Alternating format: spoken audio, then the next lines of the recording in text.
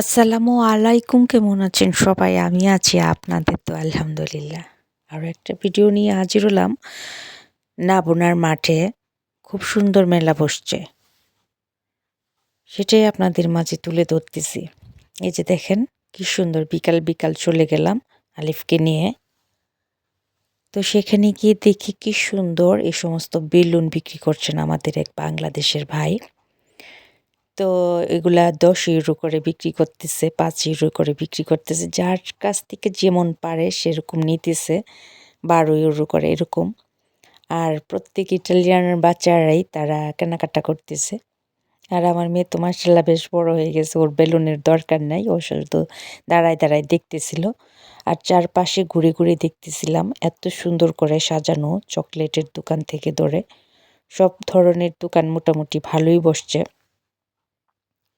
এগুলা হচ্ছে সব চকলেট, এই যে দেখতে পাচ্ছেন সব চকলেট।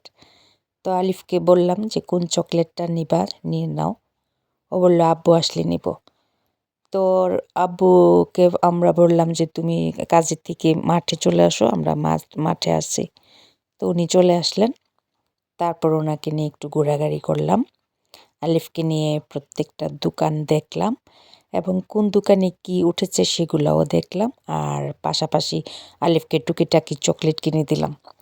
আর এখানে প্রত্যেকটা দোকানেও খেলা বসছে, যেরকম ধরেন গুলি করা, বল দিয়ে ঢিল দেওয়া, যতটা ঢিল দিতে পারবেন ততটা প্রাইজ পাবেন, এরকম কিছু দোকানও বসছে। তো সেগুলাই ঘুরে দেখতেছিলাম আলিফকে নিয়ে আর হাঁটতেছিলাম। প্রচুর পরিমাণের মানুষের ভিড় ছিল। আবার এই যে দেখেন পুতুল নাচ, আমাদের ব্রাহ্মণবাড়িয়া সবচেয়ে বিখ্যাত পুতুল নাচ। তারপরও এখানকার পুতুল নাচটা দেখলাম, ভালোই লাগলো, খারাপ না। তো সব কিছু দেখে মিলেঝিলে মোটামুটি ভালোই এনজয় করলাম। তো এনজয় করার পর আলিফার আব্বু বলল চলো রেস্টুরেন্টে নিয়ে যাই। উনি কাজ থেকে বেরিয়ে চলে আসছেন, কারণ উনি রেস্টুরেন্টের শেফ। তো ওনার কাজ যখন শেষ হয়েছে তো উনি আমাদের কাছে চলে আসছিলেন। তো আবার আমাদেরকে নিয়ে আবার ওনার রেস্টুরেন্টে চলে গেলেন। বলল পুতুল নাচটা একটু দেখে নাও। তো আমি বললাম যে পুতুল নাচ কী দেখবো, আমাদের ব্রাহ্মণবাড়িয়া কী সুন্দর পুতুল নাচ আমাদের মেটা এলাকাতে হয়, এত সুন্দর নাচ হয়, সেগুলাই তো দেখে শেষ করতে পারি না, আর এখানে কি দেখব। তো যাই হোক, সব কিছু মিলে জিলে আলহামদুলিল্লাহ ঘোরাঘুরি। আর বিকেলে চলে গেছিলাম, দিন যেহেতু ছোটো, তারপরে অনেক রাত হয়ে গেছে, আলিফকে নিয়ে অনেক রাত পর্যন্ত ওখানে ছিলাম। তো আলিফের আব্বু নিজের হাতে আমাদেরকে অনেক পাস্তা পিৎজা বানিয়ে খাওয়ালো। তো আলিফকে নিয়ে টুকিটাকি দেখতেছিলাম, দোকানপাটগুলা ঘুরতেছিলাম। আলিফের আব্বু বলতেছে আসো এদিকে, আসো ওইদিকেও আরও অনেক দোকান আছে।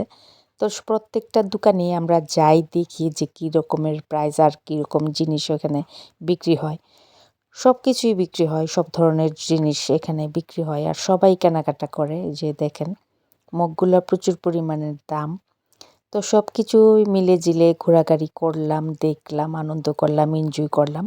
তো শেষ পর্যন্ত বললাম যে ঠিক আছে, অনেক রাত হয়ে গেছে, চলো আমরা চলে যাব। তো আলিফের আব্বু বলল না, যাওয়ার দরকার নাই, একবারে চলো রেস্টুরেন্টে নিয়ে যাই। তো উনি যে রেস্টুরেন্টের শেফ, সেই রেস্টুরেন্টে আমরা চলে গেলাম। তো ওখানে যাওয়ার পরে উনি আমাদেরকে নিজের হাতে ওনার আলিফের যা পছন্দ সেগুলো অর্ডার করলো। উনি নিজের হাতে আমাদেরকে বানিয়ে পাস্তা পিৎজা নিয়ে এসে আমাদেরকে খাওয়ালেন। তো আমরা সেখানে রাতের খাবার খেয়ে অনেকক্ষণই বসেছিলাম, যেহেতু আমরা এই যে আলিফ আস্তে আস্তে খাচ্ছিল, সেজন্য বসে গল্প করতেছিলাম। তো হঠাৎ করে ওনাকে না বলেই চলে গেছিলাম। তারপরে যাই হোক, অনেক আনন্দ করতে পেরেছি। এরকম মাঝে মধ্যে জামাইকে সারপ্রাইজ দিতে হয়। তো সারপ্রাইজ দেওয়ার জন্য চলে গেছি, ওনাকে নিয়ে সময় মিনিমাম 2-3 ঘন্টা আমরা কাটালাম আনন্দে। সেটাই আপনাদের মাঝে তুলে ধরলাম। এই যে দেখেন আমার মেয়ে অপেক্ষা করতেছে। আর এই যে দেখেন আলিফের আব্বু নিজের হাতে আমাদের যা পছন্দ, আলিফের যা পছন্দ, আমার যা পছন্দ, উনি নিজের হাতে বানিয়ে আমাদের জন্য নিয়ে আসছে এবং আমাদেরকে বসে খাওয়াইছে। সেগুলা খাইলাম, মাশাআল্লাহ আলহামদুলিল্লাহ। এর থেকে আনন্দের আর কি হতে পারে বলেন, সেটাই আপনাদের মাঝে তুলে ধরলাম। আসলে একটু আকটু এরকম সারপ্রাইজ দিতে হয় মাঝে মধ্যে স্বামী বা স্ত্রীকে, তাহলে দেখেন ভালোবাসাটা বেশি বাড়ে, আন্তরিকতাটা বেশি হয়। সেটাই আপনাদের মাঝে তুলে দিলাম। এই যে আমার মেয়ে পাস্তা খাচ্ছে আর আমি পিৎজা খাচ্ছিলাম। তো উনি আমাদেরকে পরিবেশন করতেছিল, আমরা বসে বসে গল্প করতেছিলাম, খাইতেছিলাম। যেহেতু আমার মোবাইলের এরকম একটা চার্জ ছিল না, আমি চার্জে লাগাইয়া বসে গল্প করতেছিলাম। উনি লাস্টের ছবিগুলো ওনার মোবাইলের